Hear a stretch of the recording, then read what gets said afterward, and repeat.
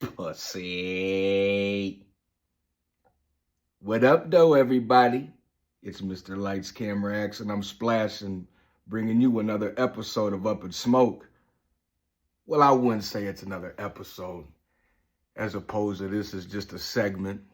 This is just a quick stop through. This is just a quick hello, how you doing? To let you know that I'm not under a rock. To let you know that I'm here. I'm live and in color. I'm going to do this, and I want to do this. Now, I get it.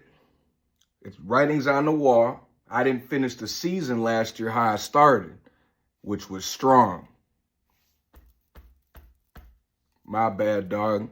I got to take the rap for that one. Just know last year, I had to get over, and I had to get through, and I did both. Now, we're here today. Like I said, this is just a quick pit stop, just to show my face right before we drop first video of the season. Everybody's been saying, dog, where you been at? You ain't doing this, you ain't doing that, you ain't talk about the draft. Well, luckily for you, that's what we're here to do today, and that's what we're going to do. So I'm just going to break down the draft from what I've seen from my eye on what our hometown Lions did. We'll talk about the Hall of Fame, who made the Hall of Fame game. We'll also get into a little bit about the Lions' new faces and new places, whether that's the coordinators, the coaches, and even the players, because we've had some players leave and depart. We had some new arrivals this year, so we'll talk about that as well. Amongst other things with UpnSmoke, what we're going to do this year, things are going to be different, so we'll get into that a little bit later down the road.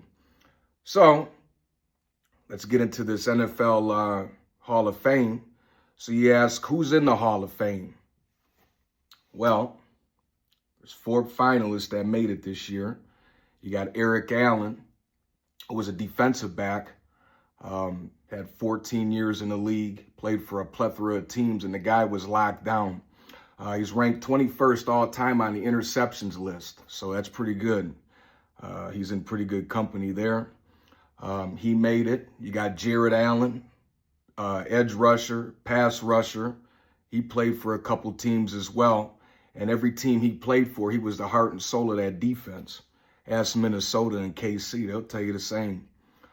He had a stellar career, 12 years in the NFL.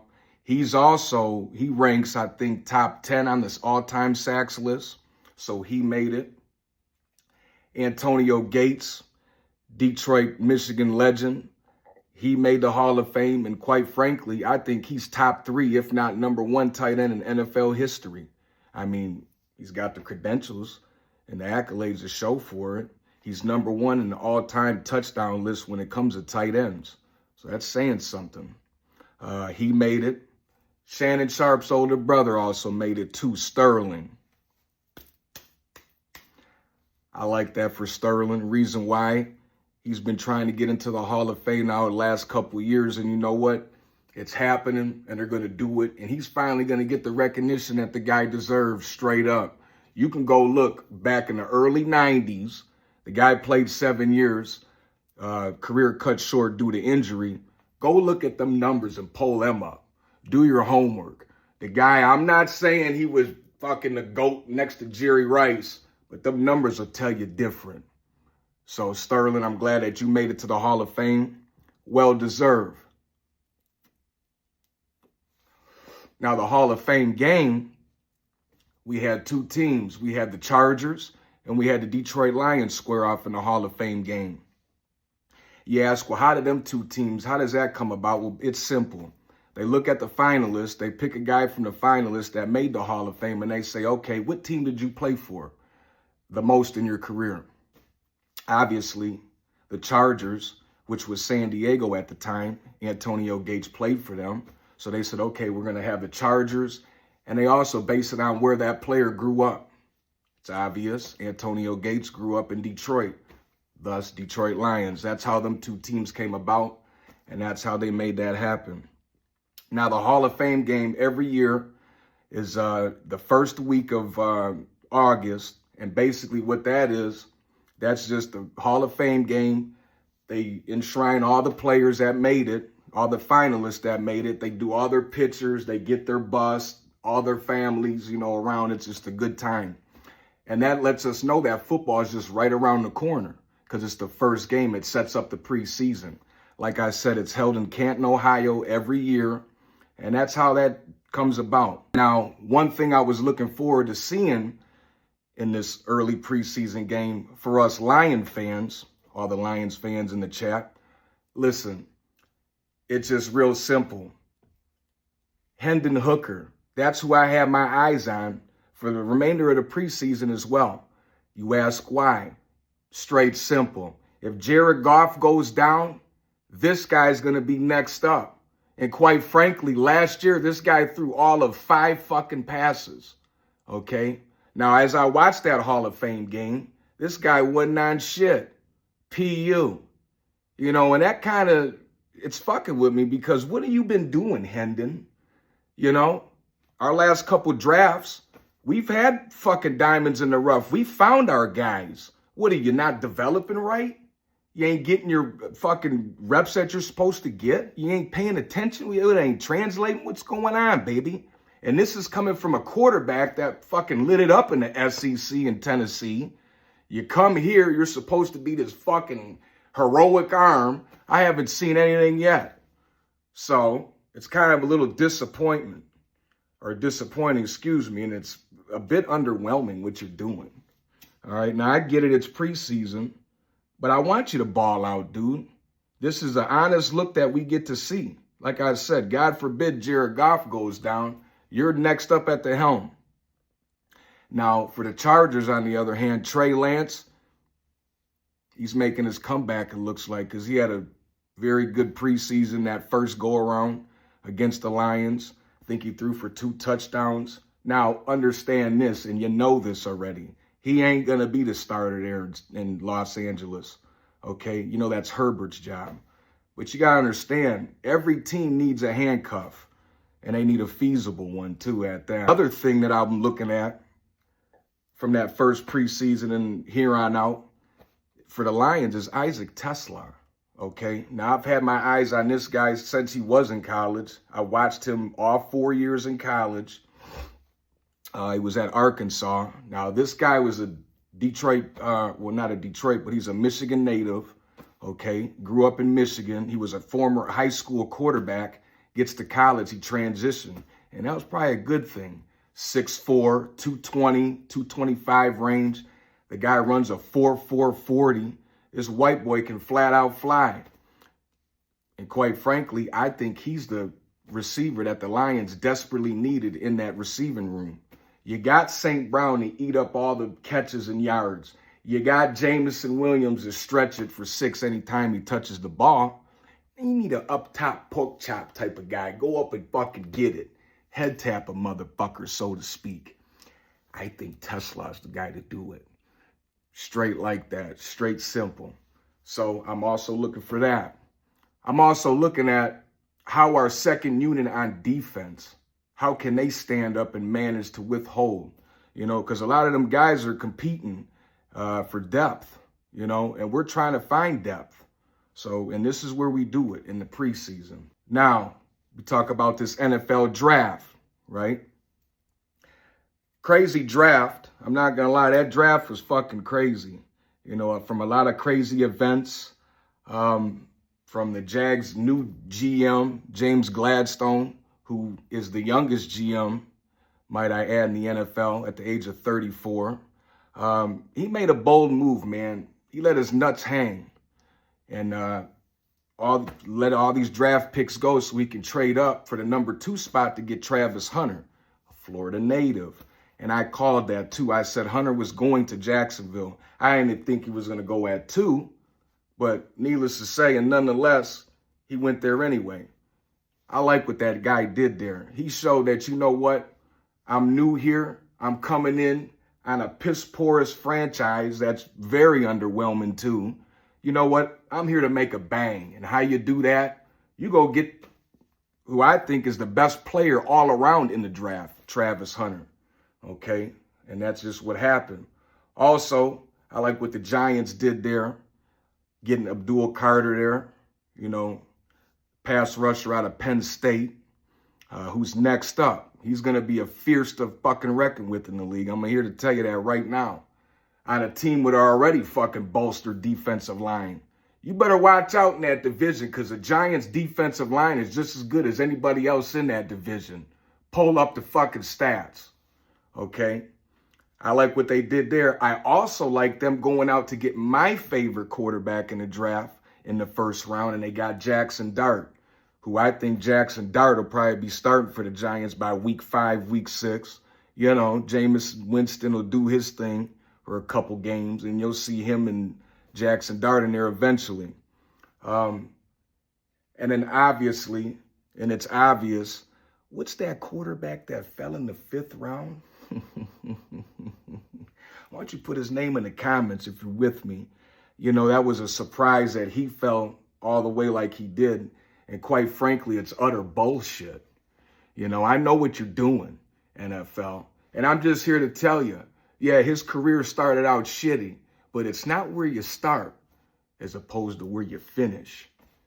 Okay? And trust me, that kid, he's going to be a star. And he's going to put that team on the map. You know who I'm talking about. Now, the Lions, we had a pick in the first round. We had the 28th pick. What do we do with that 28th pick? We go out and get Tyleik Williams. Now, Williams, Ohio State edge rusher and interior lineman, who was one of the best defensive tackles in the draft. Now, some say that we might have, tripped over our shoelace and reached for this pick. I don't really know how I feel yet.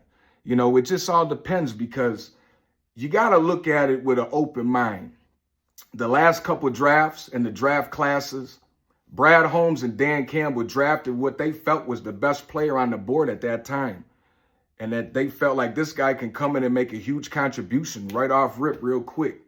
So I'm not really mad at that because you look at all the development going on with the Lions in the past couple years with their young players. We got a solid core. Ain't no doubt. Now, it's just about getting these players acclimated as quick as possible and let them know that, hey, you got to be ready to be next up at any given moment because it's any given Sunday. So, Tate Ratledge, Georgia Bulldog, he's a champion, played in the SEC, so you know what that's about. And quite frankly, this guy was rated the number 2 guard in college football on the draft boards. I like what you did there, Detroit. You played it smart. Go get some depth. You need guys to keep Jared Goff upright in that pocket and that jersey clean. With the departure of Frank Ragnow now, who was our offensive anchor on our offensive line there, that's going to hurt. That's going to hurt. And let's just say he's not the first Lion to walk away from the game early. You catch my drift. But, Frank, enjoy retirement. I appreciate your contributions and the time that you put in on our organization because you came in when we sucked, all right? Now, Ratledge, we got Ratledge, depth. He's also going to play, and he'll probably start. You know what I mean? He'll probably start. I want to see him on that line with Mahogany and Decker and Penei Sewell. So that should be fun and exciting to watch. Now, the other pick that I really liked that the Lions, and this is my favorite, these are my next 2 picks I'm about to tell you were my favorite picks that the Lions did. Isaac Tesla. Like I said, this guy, Michigan native, born in Michigan. Obviously, he had a pretty good college career at receiver. I mean, the guy caught everything. Very good go up and get it. He's a good contested catcher. Very aggressive with the ball in his hand. Some people compare him to Puka Nacua. I can see it, but just relax. Let this kid develop. Don't start doing that bullshit. All right? But Tesla, we got him now. Like I said, he's going to be the receiver to really fill out our receiving core now and in that receiving room. So I want to see his development. I know he's going to have a good season this year. This is my favorite pick that the Lions did. Now, I understand if he comes in right away and plays a big part, hey, we got an absolute steal. If he don't, it is what it is. I'm not tripping because you know what? Over the last couple draft classes, we've watched our team develop these players, and I think they'll do it with this cat here. His name is Ahmad Hassanin, okay? Hassanin, an edge rusher out of Boise State. So he played with that Ashton Genty craze over there in Boise State. He knew all about that because he was in the trenches with it, okay? One thing I like about this guy, he started his playing college football late, or really he started playing football late. And might I add, he's the first Egyptian player in the NFL. We end up taking a chance on this guy. You know, in college for Boise State, he went on a 9-game sack record, recording a sack in 9 straight games. You know, that was a record that has been held up since 2015. 9 straight games with a sack. Screams relentless motor. That screams, here, let me unlock the cage and let you get loose in the jungle. That's what that screams. I want to see what this guy's got. Straight up, I know this guy's going to be a workhorse for us. You look at him on film, you won't believe that this guy started football late because he's just an absolute monster, really. So, Ahmad Hassanin, I just hope that these guys can stay healthy.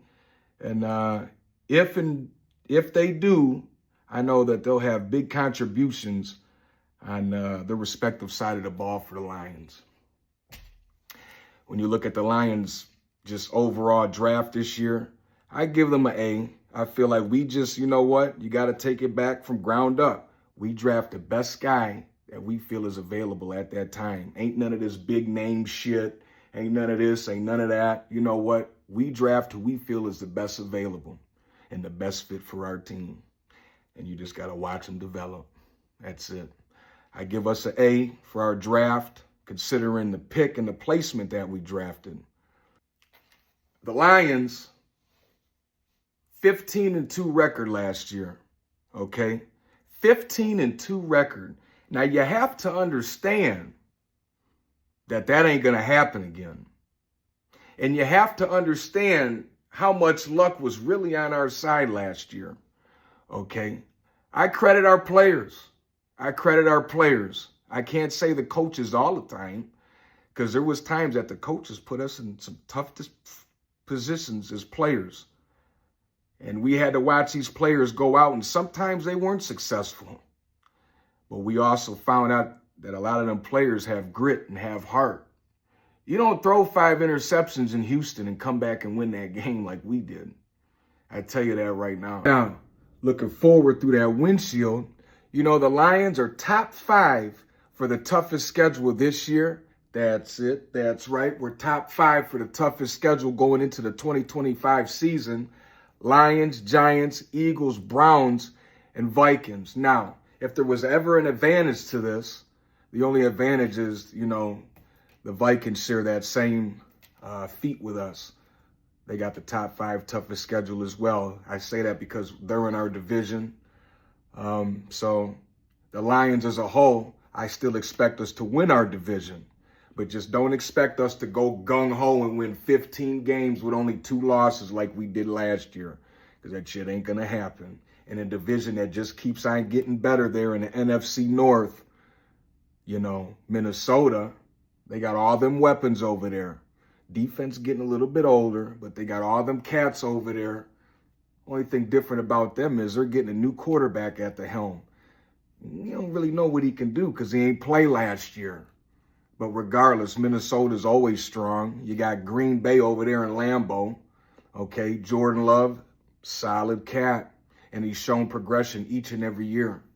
He was on the upward trend each and every year. He got better. And in tune with him getting better, that whole team got better. They play quick. They play fast. You know, if that fucking quarterback in Chicago could ever put that nail polish down, put his nose in that playbook and get that ball off quicker to all them weapons he's got over there, because you got him, Caleb. You know, Chicago's tough. Ben Johnson over there, that slimy snake bastard. He's over there now, so things are going to be a lot different over there. Chicago plays fast, and they got playmakers and weapons. So that's why I say NFC North, every year they keep getting better and better. I still expect the Lions to take number 1 in that division. I'll talk about our key additions and losses before we go ahead and get out of here up in smoke. It's obvious we lost half our coaching staff in the offseason. That slimy snake bastard Ben Johnson slithered his way out of Motown. Now he's over there with Chicago, and he took Antoine Randall with him, our receiving coach. Our defensive coordinator from last year, Aaron Glenn, who's now a head coach over there with New York with the Jets. Okay, now the people that fill in for him, Johnny Morton, our offensive coordinator now. That name should sound familiar because he was with the Lions back in 22. So everything you see now with the Lions that we're doing, he was building it from ground up already with Dan Campbell. He's our offensive coordinator now. He comes from Denver, so he was a part of Bo Nix's success last year as a rookie. Him pushing the ball down the field, that's his offensive scheme. You come to Detroit, it's a must you do that with the weapons that we got. So I see no steps lost here. I think Johnny Morton's going to pick up right where he left off. Now, our defensive coordinator now, Calvin Shepard, that name should sound familiar as well and ring a bell because you know what? Just like Johnny Morton, this guy was in the trenches, has been in the trenches ever since with the Lions, okay, building his name and resume up in coaching. He's now our coordinator. He's number one at the helm. It's going to take him some getting used to, just like it's going to take us some getting used to the way that he coaches. We're going to be all right. I'm not worried. Now, the losses we took player-wise, this one hurt because I was actually a fan of the guy, Carlton Davis. Davis was the corner that broke his jaw for us late there last season, so we didn't have him for the playoffs. Off-season rolls around. He signs the bag with New England, so he's going to be playing over there with the Patriots and in Mike Vrabel's defense. They got an absolute stud there. Now, I'm not so much upset because now on the flip side, looking back, we got the number one sought-out cornerback in free agency this past offseason, DJ Reed, cornerback from the New York Jets. So he was over there on the corner with Sauce Gardner, All-Pro and a future NFL Hall of Famer. And over there in New York, it was either pick one side or pick the other. Pick your poison, so to speak. So just having that type of fear, I like what he's going to bring into the Lions secondary with our defense already. We're going to go skyrocket, and we're already clamped tight there. So the other pickup I like, hometown kid, Avonte Maddox. Maddox played his ball here, Martin Luther King High School, college ball at Pittsburgh. Gets drafted, Philly. So he played with the Eagles, wins a couple ships with them. So he comes from championship pedigree. And this guy really, pull up his tape, Swiss Army knife. Guy's all over the place. And when I talk about fast, deceptive speed, his makeup speed, crazy. Go pull up his tape and you see what he can do. And just envision that being on our defense. Off the charts. Another pickup I like, and I've watched this guy since he's been in the league, really. He played with my Raiders for a couple years. Rock Ya-Sin, you talk about physical. I ain't seen a corner so physical since Quentin Jammer. You know what I mean? A guy that can just really jam your chin into your chest. This guy can do it, okay? Having that type of mentality, that dog mentality, coming to this defense already, I really like the moves that Holmes and Dan Campbell made this offseason. Fucking aggressive. Still, Zadarius Smith, you're up in the air, or should I say up in smoke. You know, I don't know what they're going to do, you know, with you. I mean, are you still with Cash Dow? You've been dorking her for the last 3-4 months, you know, having it your way with Cash Dow. So it's like we had you on a team there towards the back end of the season. You made a decent impact. I like to see you back in the Honolulu blue. You know, you're a veteran. You got stripes on your shoulder. And you're also somebody that adds depth and get after the passer. So I like to see what they're going to do with you. Like I said, we're not going to have Aleem McNeil for the beginning and middle of the season. Aleem McNeil, he tore his ACL there the back end of the last season. So that's going to hurt. And on my first episode, season 2, first episode of Up and Smoke, I'm simply going to break down all the teams of who I think is going to win their division, a rollout of my early predictions, as well as who's top 5 in their respective positions. Alongside of doing things a little different here on Up and Smoke this go around. You know, I'm excited. I am going to hold up to my end of the bargain, and I'm going to post more, whether it's me show my face on the page more or just post more content so it doesn't make it feel like I'm not here with you guys, because I'm here. I just, you know what it is? I get real burnt out with social media, man. I mean, every time I get on there and scroll, I always see some fucking bull jive. And quite frankly, it's quite draining. You know, but I get it. The type of shit I do now. It's like I gotta be tapped in all the time with social media, you know, to keep you guys locked in with what's going on. So I will do my best with that. All I ask is that you guys just keep staying with me. Well, as we're coming near an end here, wrapping it up, I think that's all the smoke for today. You know what that is? You know what this is. Up in smoke. Pussy.